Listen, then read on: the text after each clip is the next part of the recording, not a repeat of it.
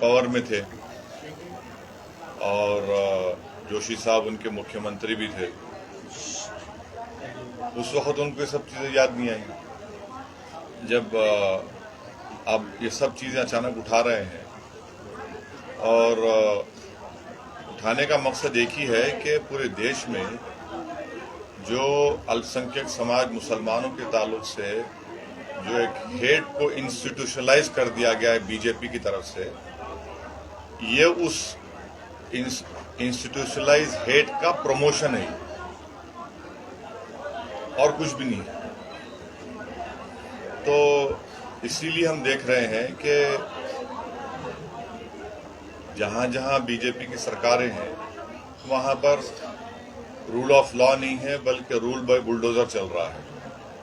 एक नया jurisprudence create हो गया, बुलडोजर जूरिस्प्रूडेंस, क्योंकि वहां की बीजेपी की सरकार को कोर्ट पर, संविधान पर, पुलिस पर कोई भरोसा नहीं है। तो इसलिए कलेक्टिव पनिशमेंट के तौर पर मुस्लिम समाज को एक कलेक्टिव पनिशमेंट दिया जा रहा है, जो हमारे देश के लिए, हमारे देश की कॉन्स्टिट्यूशन के लिए, संविधान के लिए, देश की जुडिशियल सिस्टम के लिए बहुत गलत है ये। और तीसरी बात ये है कि आप तमाम लोग जानते होंगे श्याम शरण साहब, वो भारत के हमारे IAS ऑफिसर थे, फॉरेन सेक्रेटरी थे, देश के लिए बड़े इम्पोर्टेंट उन्होंने इंटरनेशनल एग्रीमेंट्स किए, देश के बहुत से सीक्रेट्स वो जानते हैं, जियो पॉलिटिकल सिनारियो को समझते हैं। उन्होंने अपने एक आर्टिकल में लिखा कि ये जो हेट इंस्टीट्यूशनलाइज कर दिया गया है, उन्होंने ये कहा कि अगर भारत के मुसलमानों में चंद लोग रेडिकलाइज हो जाए, ये बीजेपी को ये सोचना चाहिए और खास तौर से देश के प्रधानमंत्री को अपनी चुप्पी को तोड़नी चाहिए, खामोशी को तोड़नी चाहिए और रूल ऑफ लॉ को मजबूत करने की जरूरत है। कल भी हमने आपका एक वीडियो देखा था, भाषण करते वक्त जिस तरह की स्थिति है, आपके आंखों से आंसू झलक आए थे, वो तो बात आप बता ही रहे, लेकिन ये जो राज ठाकरे की खासतौर से राजनीति महाराष्ट्र में देखने को मिल रही है, इसको आप कैसे देखते हैं? क्या है, दो भाइयों का झगड़ा है, वो मेरे क्या करना है उसमें। हमारा बोलना इतना है कि लॉ एंड ऑर्डर खराब नहीं होनी चाहिए। लॉ एंड ऑर्डर सुप्रीम है, पीस को हमेशा बरकरार रखना चाहिए और इसकी जिम्मेदारी पीस को मेंटेन करने की ये 1 in 3 सरकार जो है, इनकी जिम्मेदारी है और पुलिस की भी जिम्मेदारी है, हमारी भी जिम्मेदारी है और जनता की भी जिम्मेदारी है। मगर प्राइमरी जिम्मेदारी जो है वो यहाँ की सरकार की है, वो महाराष्ट्र के पीस को मजबूत रखे, उसको बरकरार रखे। ये इनको हम इतना ही कहना चाहेंगे। लेकिन यहाँ पे 144 धारा लगाई कुछ दिन पहले औरंगाबाद में, और उसके बाद इस तरह की राजनीतिक रैली को इजाजत दी जाती है। दोहरे मापदंड पुलिस प्रशासन या सरकार के आपको लग रहा है कि एक तरफ कहा जाता है कि दंगे भड़क जाएंगे और दूसरी तरफ इस तरह की रैली की इजाजत दी जाती है? आप बोलिए इस बात, ये तो आपका लोकल क्वेश्चन है। बेसिकली हम तो यही मानते हैं कि शहर के बीचों बीच जो रैली की परमिशन दी गई है, हमको कोई ऑब्जेक्शन नहीं था अगर किसी दूसरी जगह के ऊपर बहुत सारे सुझाव आए थे, लेकिन जानबूझकर ये महाराष्ट्र के गृह मंत्रालय और एनसीपी पार्टी की तरफ से ऊपर से आदेश आया है कि ये सांस्कृतिक मंडल के ऊपर है तो ये जगह दी जाए करके। तो अगर शहर में ये जानते हुए कि ईद का माहौल है, इतने सारे लोग बाजारों के अंदर है, बच्चे हैं, औरतें हैं, सब बाजार के अंदर है, अक्षय मतलब सारे त्योहार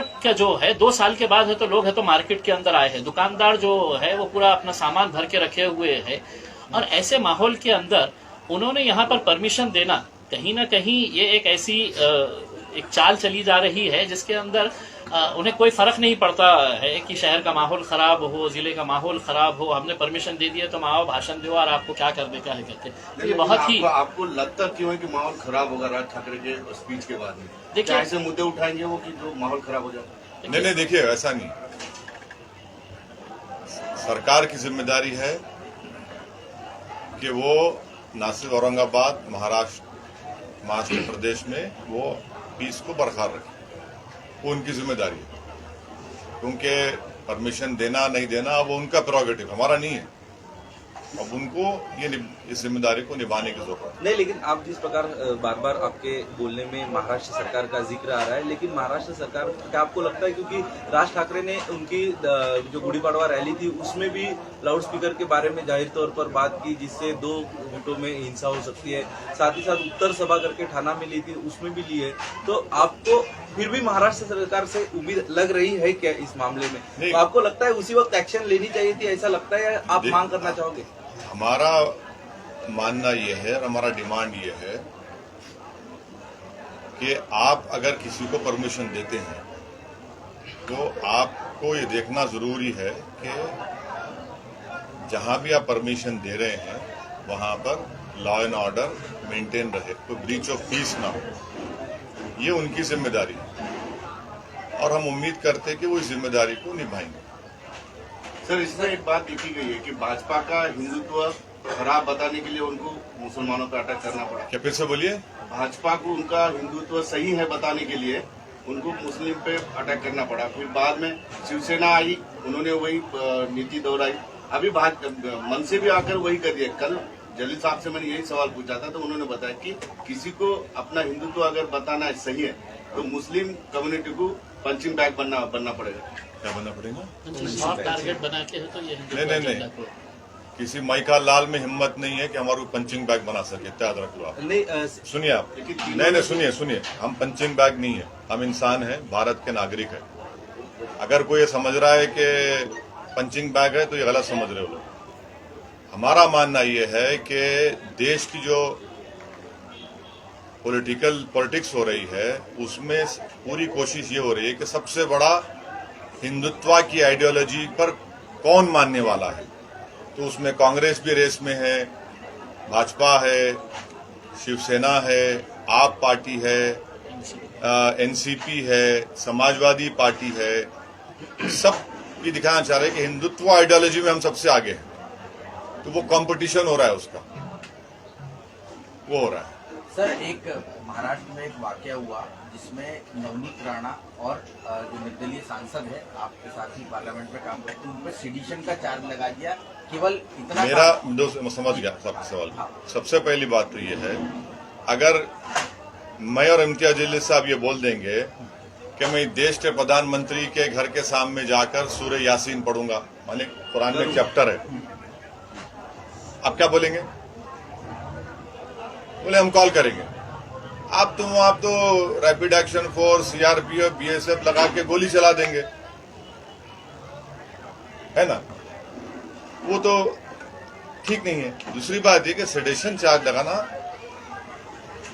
as a student of law, वो चार्ज आप वो सुप्रीम कोर्ट में बता चुकी है कि उसमें it has to be followed by violence, और वो बहुत ही सुप्रीम कोर्ट खुद हटाने वाला है, उसको हटा के हियरिंग करने वाला है उसके बारे में।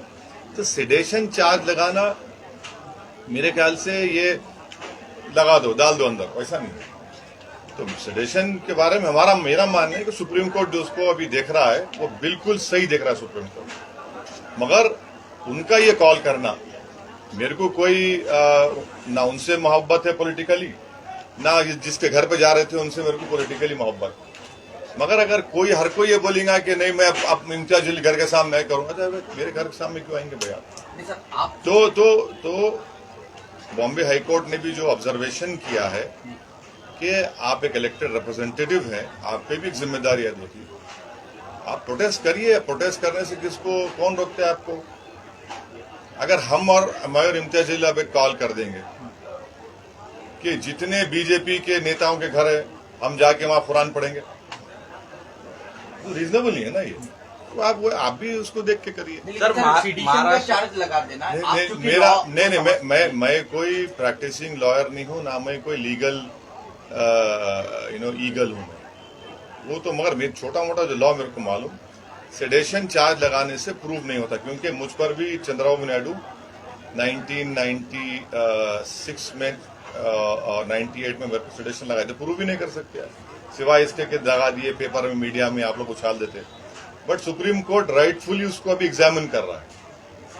सर, महाराष्ट्र के एनसीपी के प्रदेशाध्यक्ष जयंत पाटिल, उन्होंने कुछ दिनों पहले मीडिया में एक बयान दिया था कि जो माहौल महाराष्ट्र में चल रहा है, इस माहौल में अभी ओवैसी की एंट्री होगी और ये माहौल खराब करने की साजिश चल रही है राज ठाकरे, ओवैसी हो या तमाम पार्टियों द्वारा। ऐसा है ना, अब उनको ख्वाब में भी मैं आ रहा हूं तो मैं क्या कर सकता हूं। अब वो पहले बता दे कि बीजेपी में कब जाने वाले हो लोग। तो क्या अजीत पवार मेरे से पूछ के गए थे वोट लेने? अगर उनकी बात सच है, मैं चैलेंज कर रहा हूं उनको, अजीत पवार मेरे से पूछ के गए थे क्या फडणवीस को, तू बन जा मैं बन जाऊं, तू दोनों जो शादी कर लिए थे थोड़े दिन के लिए, एक दिन के लिए था ना, घंटों के लिए शादी, मैरिज ऑफ कन्वीनियंस भी नहीं था वो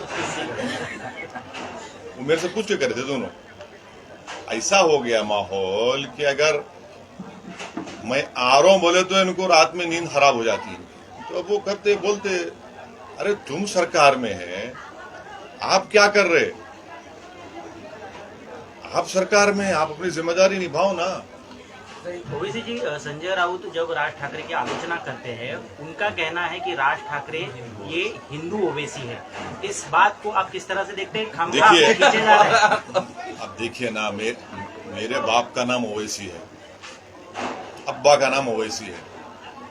अब संजय राउत ऐसा क्यों बोल रहे मेरे को नहीं मालूम। उनको नहीं बोलना चाहिए ऐसा, उनको ऐसा नहीं बोलना चाहिए। मैं इतना ही कहूंगा, उनको ऐसा नहीं बोलना चाहिए संजय राउत। ऐसा है ना, संजय राउत तो उस घराने से ताल्लुक है उनका, वो जिम्मेदार आदमी है। अब संजय राउत अगर अपने लीडर के घर का फ्रस्ट्रेशन मेरे पे क्यों निकाल, मेरे को उससे क्या करना है?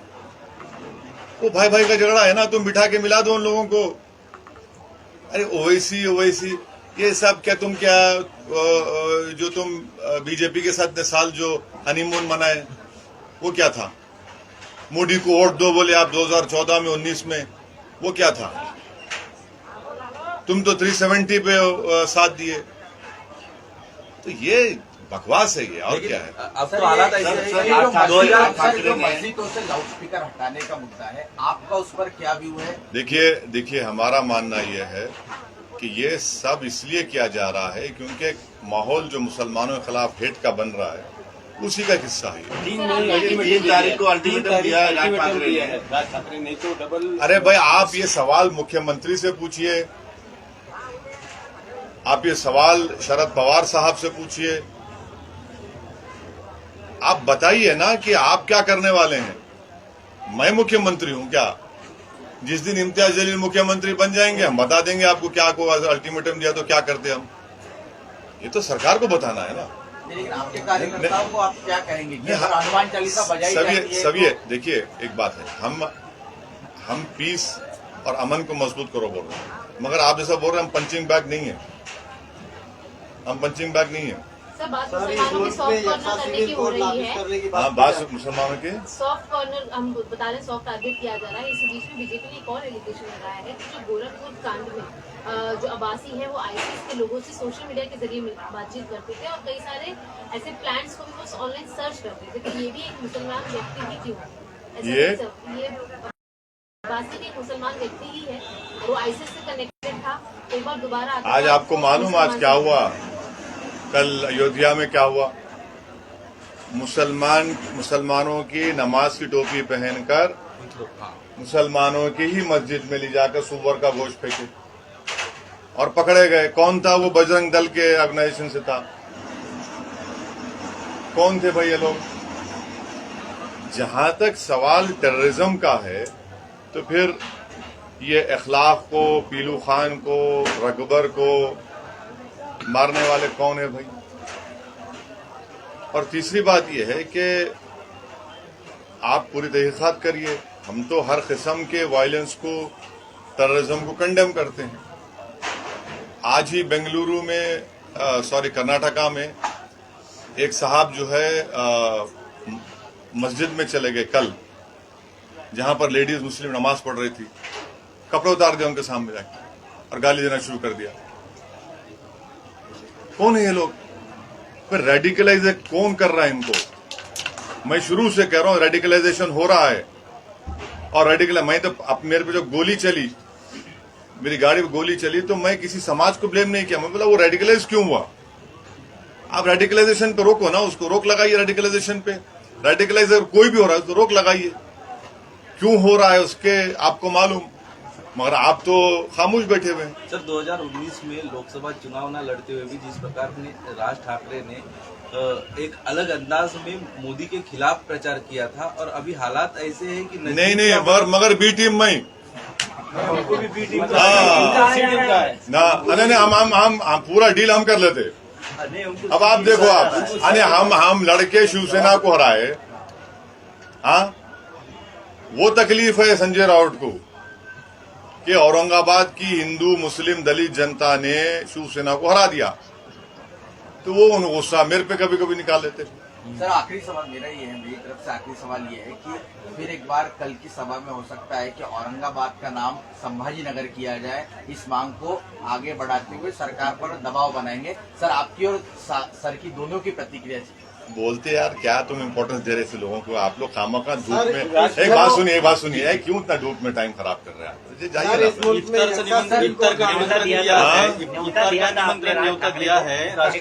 शांति का हाल आगे बढ़ाना चाहिए, आपकी क्या भूमिका है उसमें?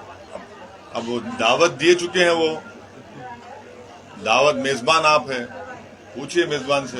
लेकिन वो शादी को गए दूसरे, लेकिन दावत उन्होंने ली नहीं, शादी को गए। भागवत करार बीजेपी दावत के घर पे शादी के लिए जाने को वक्त था राज ठाकरे को, लेकिन यहाँ अच्छा है भाई, अच्छा नहीं आए तो अच्छा है।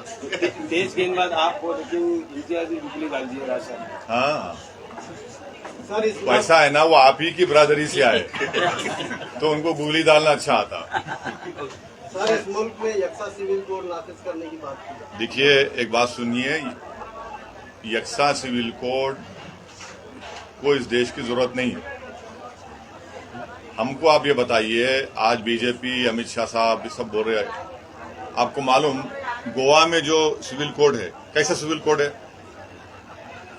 अगर गोवा में क्या बोलेंगे बीजेपी वाले, सरकार आपकी है वहां पर, कॉन्स्टिट्यूशन में पार्ट 4 है डायरेक्टिव प्रिंसिपल, 47 पढ़ लो आप, प्रोहिबिशन लगाओ अल्कोहल के ऊपर, क्यों नहीं लगाते भैया? डायरेक्टिव प्रिंसिपल में लिखा हुआ है शायद आर्टिकल 38 में कि सबको इनकम जितना हो सके बराबर होनी चाहिए।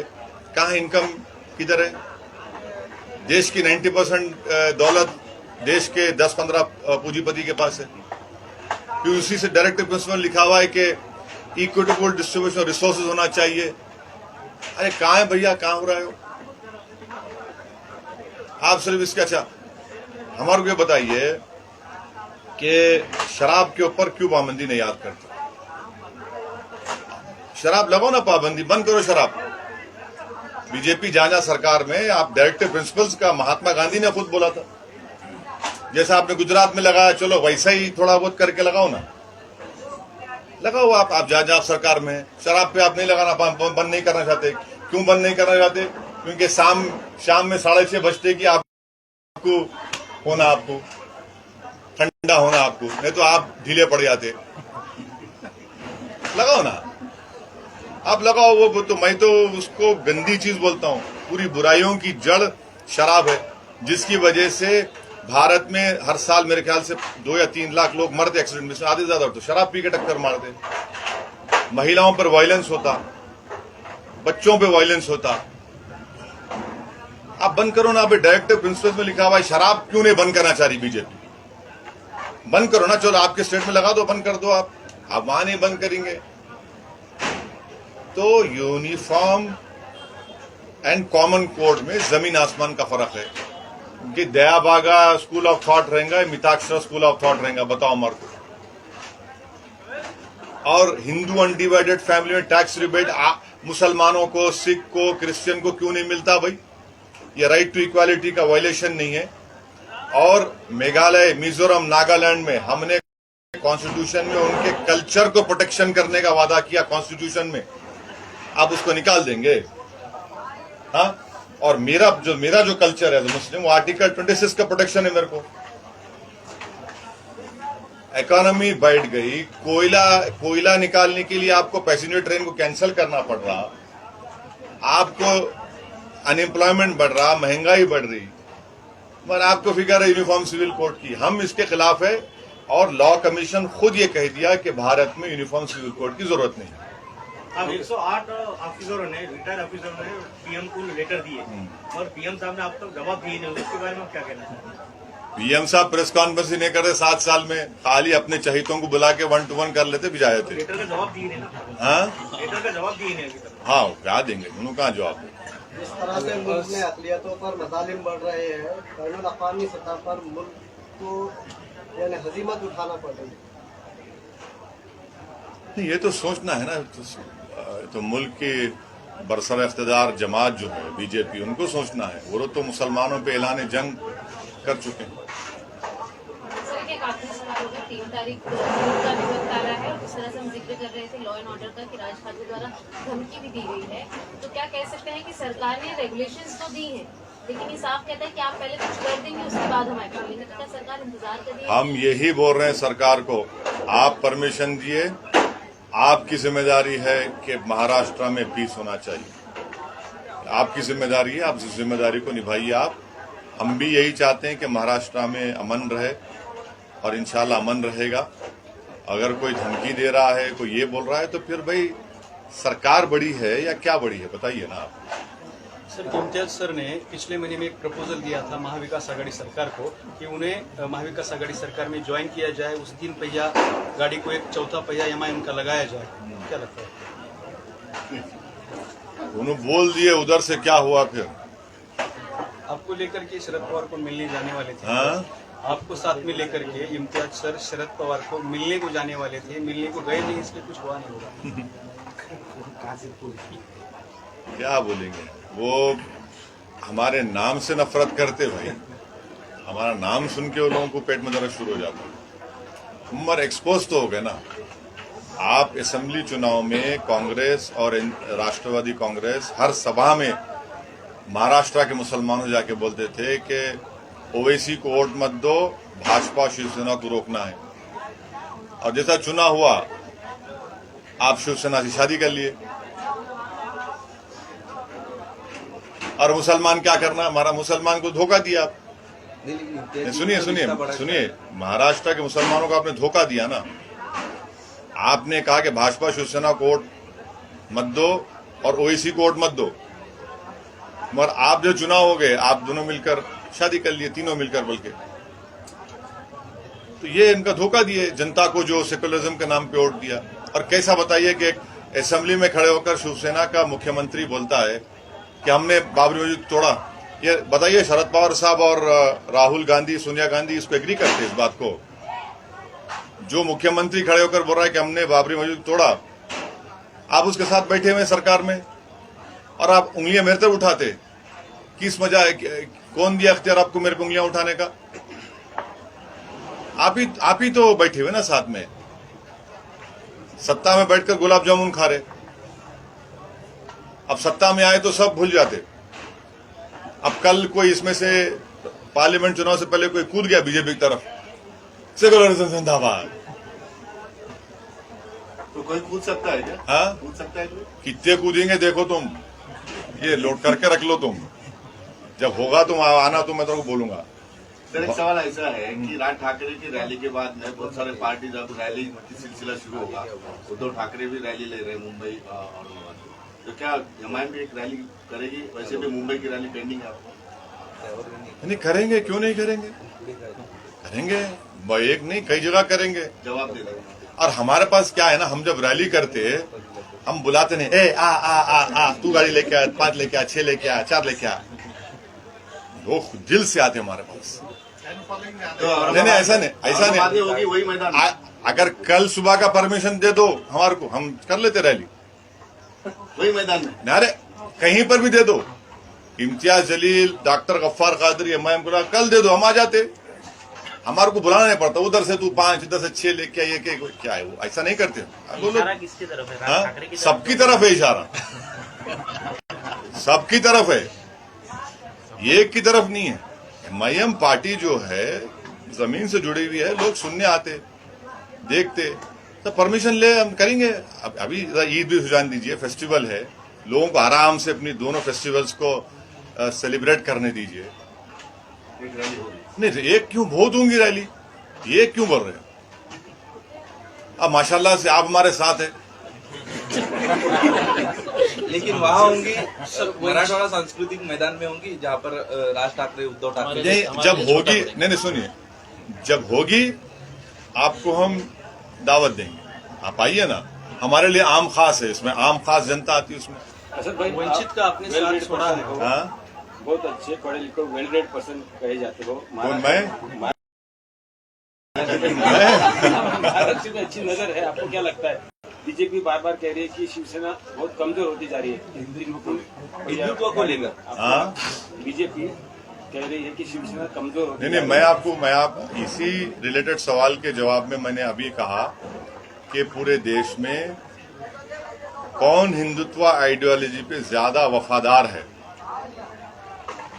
उसका कंपटीशन चल रहा है, जिसमें सब पार्टी शामिल है, सब पार्टी शामिल है, सिवाय हमारा वो टीआरएस को छोड़ के अभी तक पूरे लगे हुए उसमें, दौड़ में सब लगे हुए हैं, भाग उसी में लगे हुए हैं। आप देखो क्या जुमला दे रहे, क्या बोल रहे हैं लोग, क्या जबान इस्तेमाल कर रहे हैं। तो शिवसेना कमजोर होती जा रही है या कुछ कम होती देखिए, ये मेरा काम नहीं है। है? आपकी नजर रही नहीं, मेरी नजर मेरी पार्टी पे, मेरी नजर डॉक्टर गफ्फार कादरी पे, इम्तियाज जलील पे, हमारे लोगों पे नजर है। मेरी नजर दूसरों पे रहती नहीं। मेरे को क्या करना है? मैं यही चाहता हूं कि उनकी नजर मेरे को नहीं लगना।